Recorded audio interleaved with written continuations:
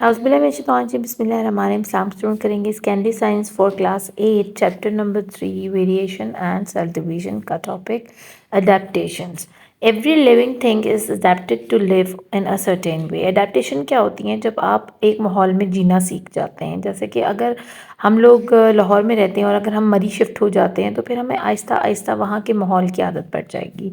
हम लोग वहाँ सर्दी गर्मी में रहना सीख जाएंगे क्योंकि वहाँ इतनी एक्सट्रीम की गर्मी पड़ती नहीं है। नॉर्मली वहाँ पर सर्दियाँ ही होती हैं और वहाँ के खाने और वहाँ के रस्म व रिवाज और वो सारी चीज़ें ना हम अडेप्ट कर लेंगे अगर हमें किसी एरिया में अच्छे से रहना है तो इसी तरह अडेप्टेशन जो होती है ना हमारी पूरी ज़िंदगी में चलती रहती है, हमारे साथ साथ चलती है, हर लिविंग थिंग के साथ चलती है।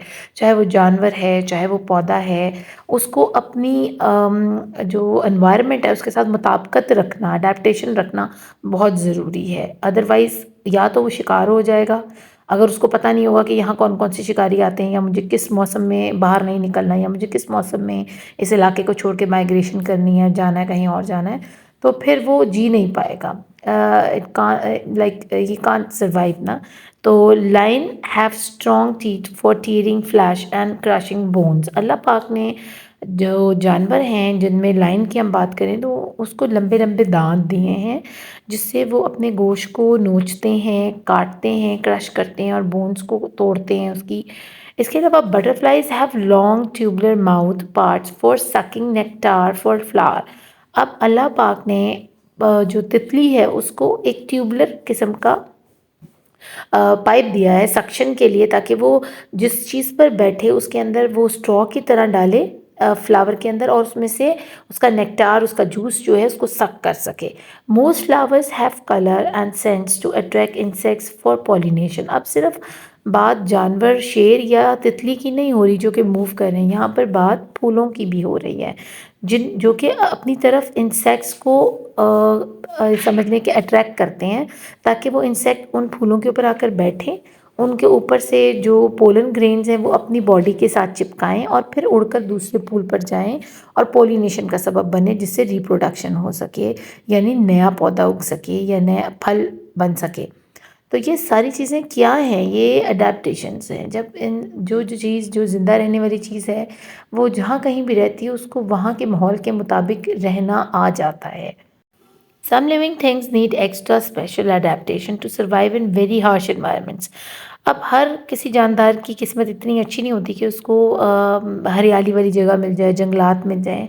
कुछ जानदार ऐसे भी हैं जिनको बहुत हार्श किस्म के एनवायरनमेंट में रहना पड़ता है, चाहे वो पौधे हों, इंसान हों या जानवर हैं। जैसे आर्टिक और अंटार्कटिका का एरिया है, उनके बहुत हार्श एनवायरनमेंट है, जहाँ सारा साल बहुत सख्त सर्दी होती है, ठीक है ना, फ्रीजिंग कोल्ड होता है।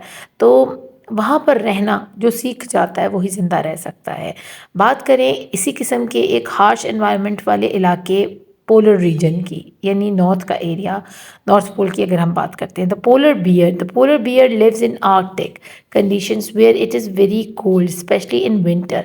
It has lots of special features which helps it survive in a very cold climate. अब अल्लाह ने जिस चीज़ को जहाँ पैदा किया है ना उसको उसकी मुनासिबत से पैदा किया है, उसकी मुताबिकत से पैदा किया है।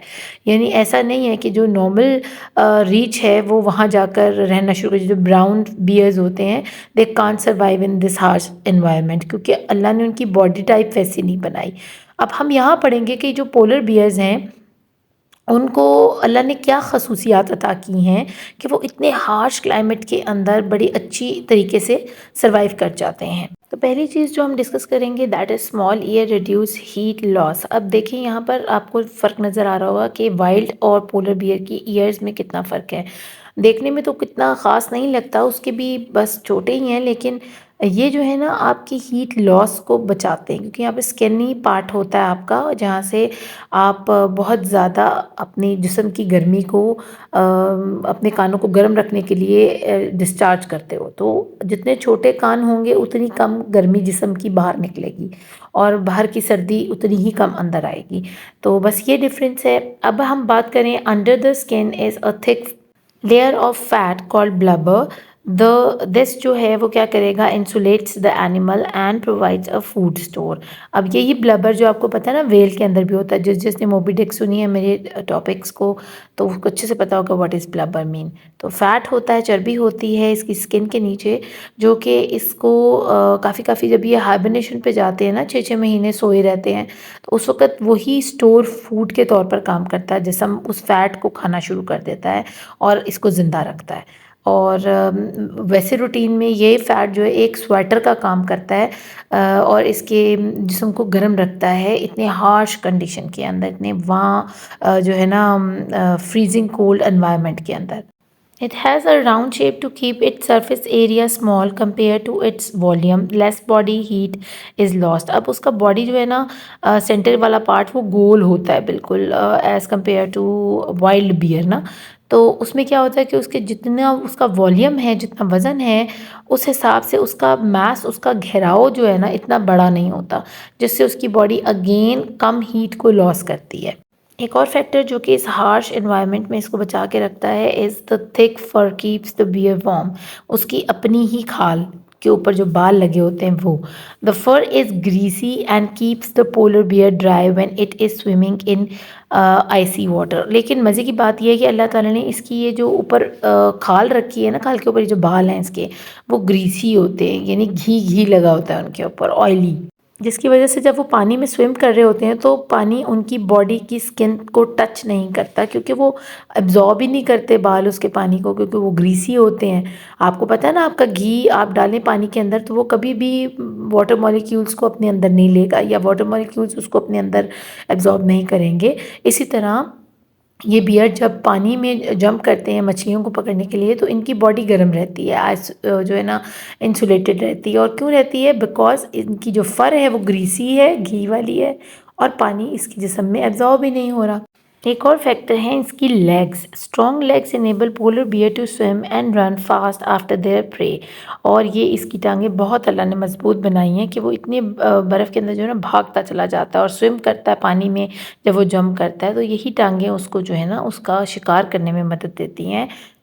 It's white fur matches the surrounding. अब इसको कैमोफ्लाज भी मिल रहा है इसकी वाइट फर की वजह से, कि इसके प्रेडेटर्स जो हैं वो इसको पकड़ नहीं पाते, इसको शिकार नहीं कर पाते। अब आप सोच रहे होंगे कि इसको कैमोफ्लाज की क्या ज़रूरत है, ये तो खुद एक वाइल्ड एनिमल है, यानी दरिंदा है, ये तो लोगों को चीर पाड़ के खाता है और जानवरों को। तो बेटा इनका भी शिकार करती हैं, और वो आर्टिक फोक्स होती हैं जो झुंड की शक्ल में आती हैं, और वो फिर इनका शिकार करती हैं, इनके बच्चों को खाती हैं, ठीक है।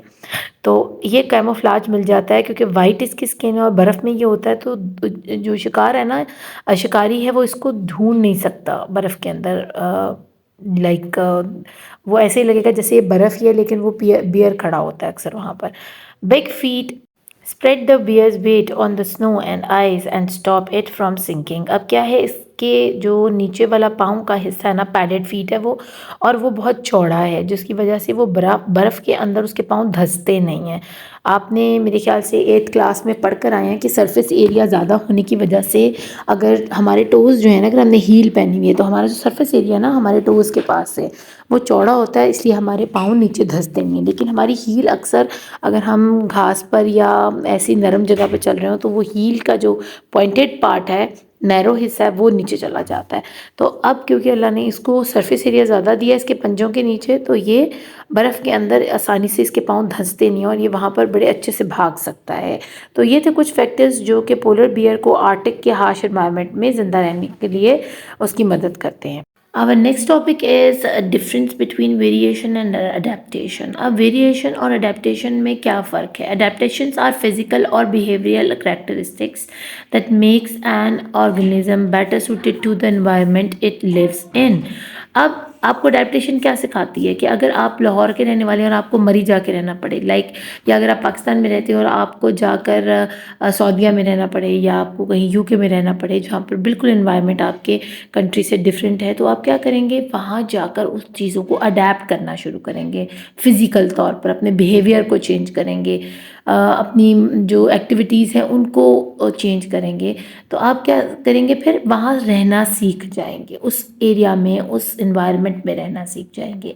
A variation is a slight difference in an inherited characteristics, which means that an organism can adapt to different type of environment. लेकिन वेरिएशन अडेप्टेशन से कैसे मुख्तलिफ है? अडेप्टेशन आप जब तक किसी दूसरी एरिया में माइग्रेट करके नहीं जाते और वहाँ जाकर उस इन्वायरमेंट को देख कर सीख कर उस जैसा नहीं होते, ये कहलाती है अडेप्टेशन।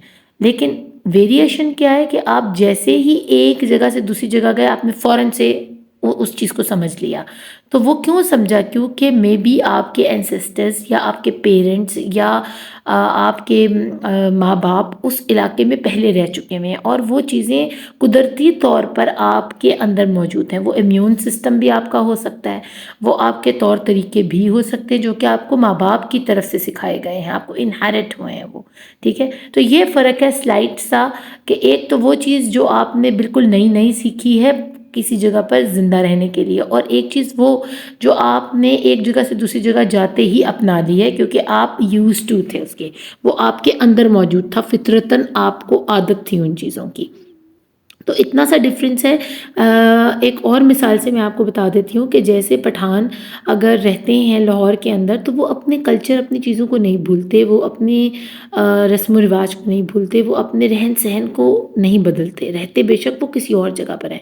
इसी तरह उनके बच्चे जब पलते बढ़ते हैं, उनको वही इन्वायरमेंट दिया जाता है जो कि पेशावर में मौजूद है या कोयटा में मौजूद है। इसलिए जब भी वो बच्चा लाहौर छोड़कर पेशावर या कोयटा जाता है, वहाँ जाकर बड़ी आसानी से रहना शुरू कर देता है क्योंकि उसके लिए वो सारा माहौल नया नहीं होता, ठीक है ना। This is called the variation, कि उनको वो चीज़ उनके माँ बाप ने सिखाई होती है ऑलरेडी उनके लाहौर वाले घर में रहते हुए। तो यही चीज़ जानवरों और पौधों के साथ होती है कि उनको उनके पेरेंट्स की तरफ से वो करैक्टरिस्टिक्स मिले होते हैं, उनको अडेप्ट नहीं करने पड़ते, सीखने नहीं पड़ते। An example is given below. It is about tortoise living on a remote island in the Pacific Ocean. अब हम अगर इस tortoise को देखें, समझें कि ये एक रिमोट आइलैंड पर है। रिमोट आइलैंड क्या होता है? जिसका किसी और आइलैंड के साथ कोई राब्ता ना हो, किसी ज़मीनी राब्ता किसी और चीज़ का ना हो। वो आइलैंड हो और उसके चारों तरफ सिर्फ पानी ही पानी हो, दूर दूर तक पानी मौजूद हो। अब क्या हुआ, उस टॉर्टाइस ने किसी से भी कोई राब्ता नहीं रखा, वो अकेला रह रहा है एक रिमोट आइलैंड के ऊपर। Not all of the tortoise on the island have the same length of neck. That is variation. The tortoise compete for food and slowly the ground vegetation on which the tortoise feed disappears. The only food left is leaves on the branches of shrubs and bushes. अब आपको एक पूरी कहानी सुनाई जा रही है, ठीक है। इस पिक्चर को गौर से देखें। आपको बताया गया कि कुछ टॉर्टाइस है और वो एक रिमोट आइलैंड पर रह रहे हैं जहाँ पर और किसी का आना जाना नहीं है, ठीक है। वो वहीं पैदा हुए हैं, वहीं पले बड़े हैं। वहाँ पर होता क्या है कि वो उनकी जो गर्दन है ना, वो सबकी एक जैसी नहीं है, उसकी लेंथ सेम नहीं है, वेरिएशन है, किसी की लंबी है, किसी की छोटी है।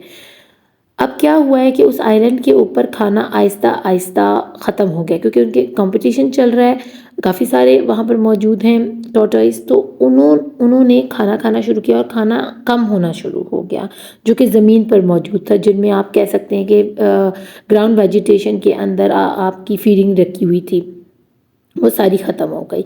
अब जो खाना बचा है ना, वो बचा है पत्तों की शक्ल में जो कि वहाँ ब्रांचेस पर लगे हुए हैं, किसी भी झाड़ी के, किसी श्रब के, ठीक है ना, जड़ी बूटियों के ऊपर लगे हुए हैं। अब उन्होंने वो खाने हैं। अब कुछ की तो लंबी गर्दन है, ठीक है, तो वो आसानी से अपनी गर्दन को ऊंचा करेंगे और वो पत्ते उतार कर खा लेंगे। The tortoise with the longest necks are able to reach the leaves and therefore survive.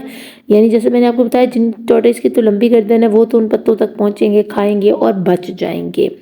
These tortoise breed and pass on their characteristics to their siblings. अब क्या हुआ कि वो जिनकी नेक बड़ी नहीं थी वो ब्रांचेस के पत्ते नहीं खा सके और मर गए, लेकिन जिनकी गर्दन लंबी थी उन्होंने ज़मीन की वेजिटेशन भी खाना सीख ली और अपने आप को बचाने के लिए पत्ते जो ऊंचे ऊंचे लगे हुए थे झाड़ियों के ऊपर वो भी खाना सीख लिए। अब जब वो अपने बच्चे पैदा करेंगे ना, आगे वही वाले टॉर्टाइस, आगे नस्ल उनकी चलेगी, तो उनके बच्चों में ये खुद ब खुद खासियत आ जाएगी कि उनको कोई सिखाएगा नहीं। जैसे वो पैदा होंगे जब ऐसा वक़्त आएगा तो वो ऊँचे पत्ते भी खाएँगे और ज़मीन पर लगी हुई वेजिटेशन भी। After several generations, all of the tortoise on the island have long necks. Aahista Aahista क्या होगा, आगे फिर उनके बच्चे पैदा होंगे, उनसे आगे उनके बच्चे पैदा होंगे और छोटी गर्दन वाले कम्प्लीटली टॉर्टाइज गायब हो जाएंगे, वैनिश हो जाएंगे उस आइलैंड पे और वहाँ पर सिर्फ लंबी गर्दन वाले ही रह जाएंगे। क्यों? क्योंकि वो रहना सीख गए, उन्होंने अडेप्ट कर लिया उस इन्वायरमेंट को। उनको पता लग गया कि जब ज़मीन की वेजिटेशन ख़त्म होनी है तो हमें पत्ते खाने पड़ने हैं। तो इसी चीज़ को हम क्या बुलाते हैं? Adaptation. Long necks have become an adaptation to the environment in which the tortoise live.